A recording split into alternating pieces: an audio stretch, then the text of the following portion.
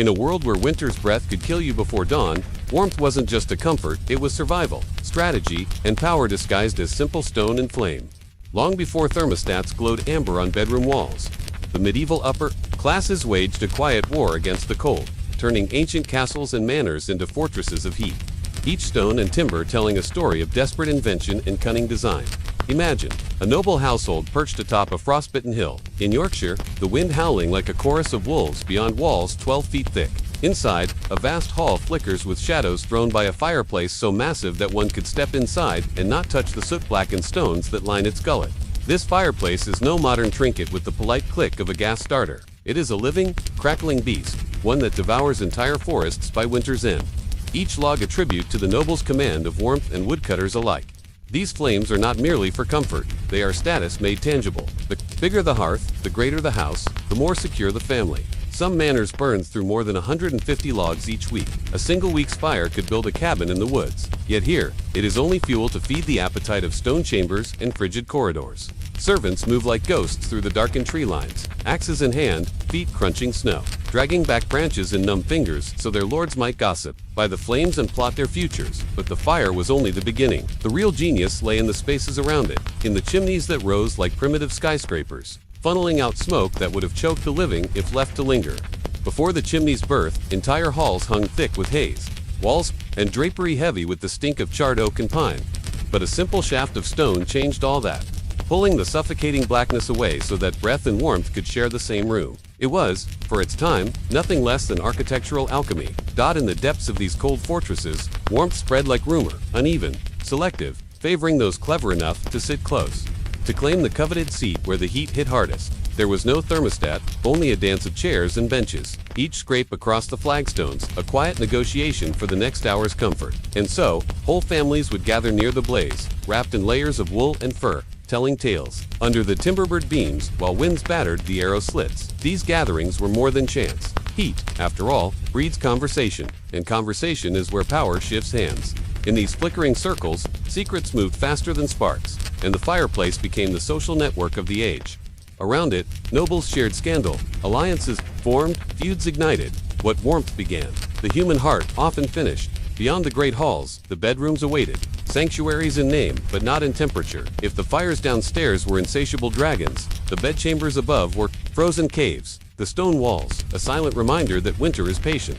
But even here, the nobility's ingenuity fought back. Picture the feather beds. No ordinary sacks of straw, but clouds stuffed with down from geese and swans, each mattress holding the softness of 100 birds. On bitter nights, servants carried bed warmers, brass pans brimming with glowing coals, slipped between linen sheets like dangerous secrets. They'd sweep them back and forth, hoping the heat would linger longer than the embers dared. The true marvel, though, was the four-poster bed, its heavy curtains drawn tight, transforming a drafty room into a personal cocoon. Once inside, surrounded by layers of woolen quilts and furs, the world beyond ceased to matter. Outside, the wind rattled shutters. Inside, breath rose in misty plumes, but the body beneath layers remained swaddled in a pocket of warmth. In a time when the sun set before supper and rose long after breakfast, this was a kind of miracle, a private shelter built not from stone, but from fabric, feathers, and the stubborn human will to be comfortable, no matter how the world beyond conspired. Yet, warmth was never just about hearths and beds. It was stitched into the very seams of what the nobles wore. Layer upon layer, linen to trap air, wool to hold it, fur to seal it in, velvet gowns, fox-lined cloaks, hoods that turned faces into shadows, gloves thick enough to make hands clumsy, yet keep fingers whole. Each garment was a small fortress, a personal bastion against the siege of frost. Beneath these layers, air pockets worked like hidden allies, warmth caught between seams, radiating back against the skin. A noble stepping into a drafty corridor in mid-January moved like a walking greenhouse, their breath a ghostly trail behind. Consider the floors beneath these heavy boots. To the common eye, they were simple stone, cold and merciless. But for the fortunate few, the Hippocist stirred below, a hidden labyrinth of brick channels that carried heat underfoot. Roman technology rediscovered, reinvented, and employed by medieval architects who understood that comfort is not only about what burns in the hearth, but where that heat chooses to settle. In the dead of winter, to stand barefoot on tiles warm. To the touch was to feel that civilization, for all its failings, sometimes got it right. Walls, too, played their silent part. Massive blocks of limestone or granite, fitted together with a precision that defied the centuries, served not only to repel invaders but to guard precious warmth. These stones absorbed heat during daylight or from flickering fires, then surrendered it slowly as night settled in, and those narrow windows, little more than slits, were placed not for aesthetics but for survival. South-facing, angled to snatch the sun's rays when the world seemed starved of light, each opening a calculated compromise between illumination and insulation. Insulation. Even the thatched roofs above these rooms were more than rustic charm. Each bundle of straw, each reed laid by a patient thatcher's hand, formed tiny pockets of trapped air, a natural barrier that kept heat from slipping skyward and cold from pressing down. In storms, rain and snow slid harmlessly away, while, within, warmth clung to the beams like a faithful spirit. Yet, for all these clever tricks, sometimes stone and straw were not enough. In moments of brutal cold, the nobility turned to unlikely companions, animals drawn into their orbit not as livestock, but as living furnaces. A single cow stabled beneath a manor could lift the temperature by degrees that meant the difference between frostbite and fitful sleep. Cats curled on laps, dogs sprawled near the hearth, each heartbeat adding a fraction more warmth to rooms that otherwise might have cracked with ice. Some manuscripts whisper of grand halls, echoing with the lowing of cattle in midwinter, the animals blanketed with straw while servants shoveled away the night's droppings. A strange arrangement by modern eyes, yet practical in its primitive logic. Warmth was warmth, no matter the source, and when the cold pressed hardest, the greatest source of heat came from each other. Feasts and gatherings became rituals of survival. A noble family might invite 50 guests, not only for company but for the warmth their bodies would lend to the air. A single man burns like a candle. A hall full of revelers becomes a bonfire of humanity. Music, laughter, the clash of goblets, each heartbeat a testament to the truth that sometimes survival is communal, and that warmth is not only something you make, but something you share. So many of these secrets lie hidden in plain sight, in the soot-stained chimneys of crumbling keeps, in the battered tapestries that once muffled drafts, in the half-buried foundations of castles whose stones still remember how to hold heat. They whisper that necessity is the mother, not just of invention, but of connection. That behind the grandeur of medieval wealth was always this stark, simple fact. Even the greatest lords feared the cold, and to defeat it, they bent wood and stone, animal and servant, rumor and ritual, to their will. In these flickering shadows, where the past still lingers like embers in an ancient grate, one truth becomes clear. The story of warmth is the story of human resilience, a quiet battle fought not with armies and swords, but with clever hands and stubborn hope. It is a legacy that hums beneath our modern walls and radiators, a reminder that we too are never far from the fires that our ancestors tended so carefully in the dark. Somewhere within these forgotten stones, warmth becomes more than a flickering blaze or a downfilled mattress. It turns into a cipher, a secret language woven into mortar and timber, a code left behind by minds that understood something we so easily forget, that every wall, every hearth, every bundle of straw carries not just heat, but memory. Step into the remains of an old keep today, the hearth long cold, the tapestries devoured by time, and you can still sense it. A faint residue of smoke clings to the stones, the ghost of thousands of fires that once held winter at bay. It's easy to think of medieval builders as crude masons, stacking rock upon rock, but stand beneath the vaulted ribs of a great hall ceiling and you feel it. The intelligence that recognized the cathedral not merely as a house of worship, but as an immense thermal chamber. Those high beams did more than awe the faithful. They directed warm air downwards, circulating it before it could be lost to the freezing void above. Look at the floors beneath your feet, the old flagstones, so worn by centuries of boots and slippers, themselves a battery that drank the day's warmth, only to exhale it slowly through the endless dark. There are scraps of manuscripts buried in monastic libraries, obscure architectural treatises that speak in riddles about the stone that breathes and the walls that remember. Some dismiss these as pious metaphors, but perhaps they hint at a deeper truth. Half buried in the mortar, the idea that a building could hold warmth like a mind holds thought, that stone could be coaxed to do more than just stand guard against the wind. The more you look, the more this intelligence reveals itself. Consider the strange alignment of castle windows. Narrow yet cunningly angled to catch the low winter sun while blocking the cutting winds. Some windows were placed according to the ancient rhythms of solstice and equinox, borrowing warmth from the same cosmic clock that told peasants when to plant and when to reap.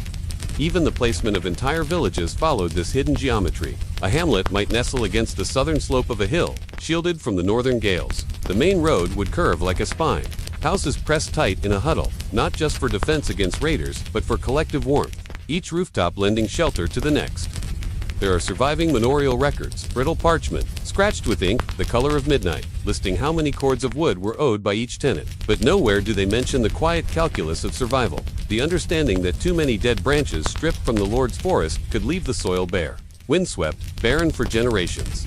So they cut with care, felled with rhythm, stewarding their warmth as they stewarded their fields.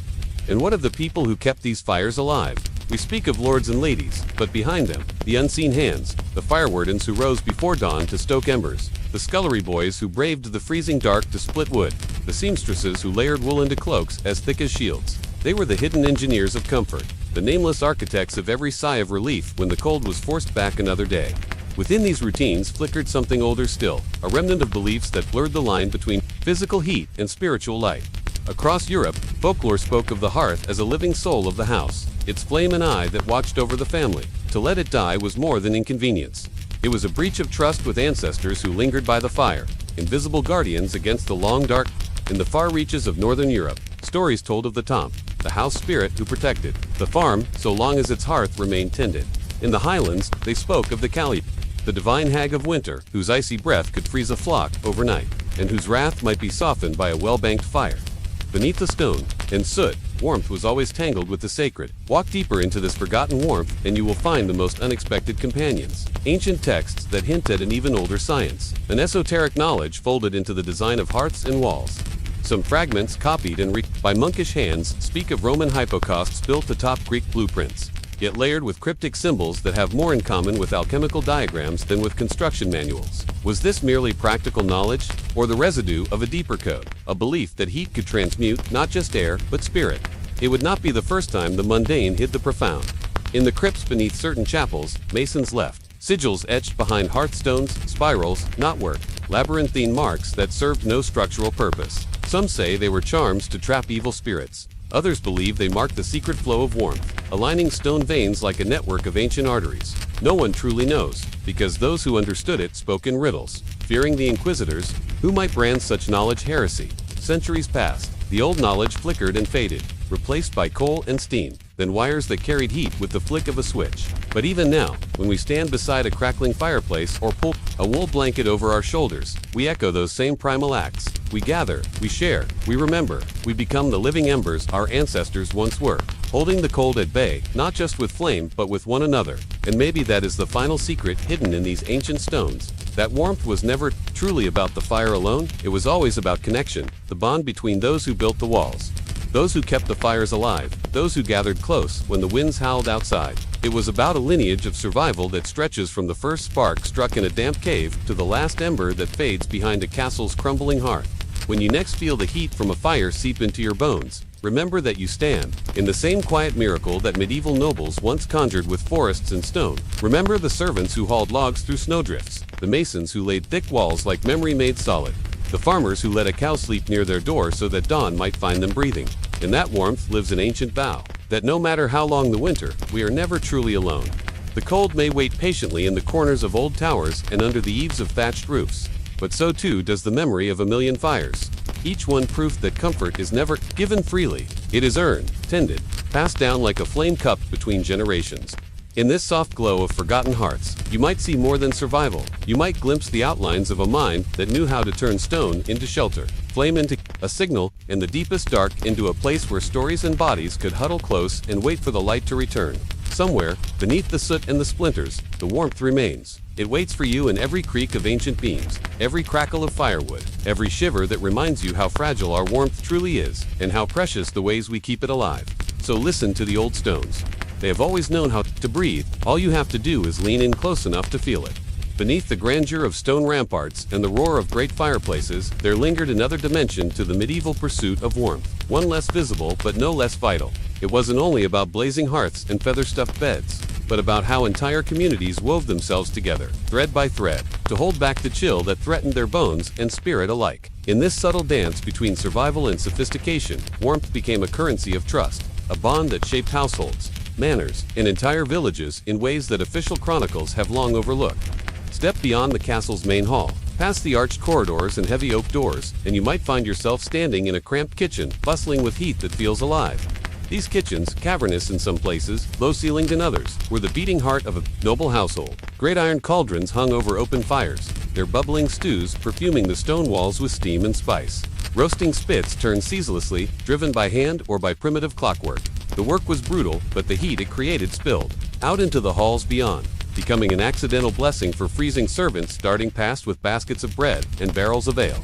Imagine the unseen corridors running like capillaries beneath ancient floors, flues and vents carved into walls thick enough to smother gossip, yet cleverly constructed to coax warmth from the fires below. The Hippokist, that relic of Roman brilliance, resurrected in damp medieval basements, turned heat into a secret river.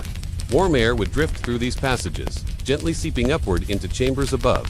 For those who could afford such luxury, walking barefoot across stone floors that radiated warmth must have felt like a small act of rebellion against the endless tyranny of winter. But these stone labyrinths did more than heat the skin. They created pockets of life in otherwise unforgiving surroundings. Down in the cellars, barrels of ale and casks of salted meat huddled close to kitchen flues, their contents kept from freezing solid. In the upper chambers, rooms nearest the chimney stacks became coveted spaces, the small library tucked beside the flue. A lady's solar where needlework could be done with thawed fingers, a clerk's scriptorium where ink remained fluid enough to draft decrees. And so, even knowledge was shaped by the path of warmth through stone walls. It is tempting to see these clever designs as the work of nameless masons and builders alone, but sometimes hints of more curious minds slip through the cracks of history. Scrolls from monastic scriptoria speak of traveling scholars, architects, who crossed borders in search of forgotten Roman blueprints, who puzzled over ancient baths and subterranean heating systems, then adapted them for new lords with gold to spend. Some even whisper of older knowledge hidden in the folds of Europe's darkest forests, pagan tribes who understood the insulating power of sod and moss long before a nobleman ever drew a plan for a keep. What we call primitive was often anything but these people read the land and sky the way a modern engineer reads a blueprint. They understood the way wind curled around ramparts, how to stack stone upon stone to trap warmth in the core of a wall. They carved window slits to capture the frail light of a winter sun, and they placed those arrow loops not just for defense but to draw precious warmth into their freezing chambers. And yet, for all this stone and fire and whispered innovation, the real alchemy of medieval warmth lay in the human element. When dusk fell early and frost gnawed at shutters, people gathered together in ways that blurred the line between necessity and ritual. In village cottages, families huddled around the central hearth, a single fire that cooked meals, lit the room, and warmed the bodies pressed shoulder to shoulder on simple benches. A shared bed was not scandal but survival. Multiple generations layered together beneath rough-spun woolen blankets, breath-warming breath through the longest nights. In the grand halls above them, the nobility mimicked this practice in their own opulent way. Feasts were timed not just for feasting's sake, but to flood the air with heat. Dozens of bodies gathered, each a living ember. Servants passed platters of spiced venison and steaming pottage, the rising heat of the dishes adding another subtle layer to the room's warmth. Musicians played lutes and harps, their melodies weaving through candlelit shadows as dancers stomped the chill. From the stones, some historians argue that this was the hidden genius of medieval life, the understanding that community is itself a furnace, that when bodies gather, warmth multiplies. There are old castle ledgers that record the most frigid months as seasons of relentless hospitality. Noble lords would summon their tenants, not just for tribute or duty, but to gather in the hall, drink ale, share rumors, and raise the temperature by sheer human proximity. A single voice might spark an argument about harvest dues or inheritance, and yet, beneath the bitter words, warmth pooled in the air, an invisible gift. Even the architecture invited this togetherness. Great halls were designed as much for airflow as for grandeur. Tapestries covered the bare stone, not merely to display a family's wealth but to block drafts and hold precious heat within. Thick carpets from the Levant or the Mongol steppes cushioned the cold flagstones, insulating feet that would otherwise tremble against icy rock. Each layer, textile, animal hide, woven reed, was a barrier between human frailty and nature's indifference. Yet despite these clever comforts, the winter nights could be ruthless. In the lonely chambers at the tops of towers, where the wind keened through unsealed windows, even the noble's luxury turned fragile. There are tales of lords pacing their bedchambers in heavy robes, breath frosting before their eyes, curtains drawn tight around their beds, as if the fabric alone could turn away death's frozen hand. Some turned to strange measures, clay pots filled with coals, hidden beneath the covers, dangerous but necessary. And sometimes, the solution was even stranger. There are accounts, half rumor, half record, of noble families who allowed prized livestock to shelter within their walls. During the cruelest months, imagine standing in an antechamber, the scent of straw and hay mixing with smoke and damp wool cloaks. A single cow or sheep, placid and warm, stood tethered behind a crude partition, its steady breathing adding a few vital degrees to the air. Servants cleaned the straw daily, knowing that without these living radiators, the chill might seep so deep that no feather bed or velvet cloak could keep it at bay. Cats prowled these same corridors, drawn to the hearth's glow. They were more than pest control, they were warmth that purrs. living comforts that curled into laps and kept hands from stiffening as scribes worked late by candlelight. Even the humblest mouse hunter was woven into the great tapestry of human warmth. When dawn broke, the cycle began again. Fires coaxed back to life from the embers of the night. New logs hauled through hidden passageways, servants cursing under their breath as they trudged across icy courtyards, arms laden with fresh fuel. Kitchens roared back to life, cauldrons simmering anew. And through it all, stone walls gathered the heat like silent sentinels, ready to release it again when the sun slipped behind the hills. Yet, for all this ingenuity, the battle was never truly won. A castle might glow with warmth at its heart, but in the farthest corners, in the drafty stairwells and unused chambers, winter waited patiently. It crept through the mortar, drifted down the narrow towers, and whispered through the cracks that no mason could fully seal. It reminded everyone, peasant and lord alike, that comfort was never guaranteed, only earned through endless labor and fragile alliances. There is a lesson in this forgotten art, buried beneath centuries of glass windows and central heating. It tells us that warmth was never merely about temperature, it was about clever hands and willing hearts, about communities that drew together when the dark pressed hardest.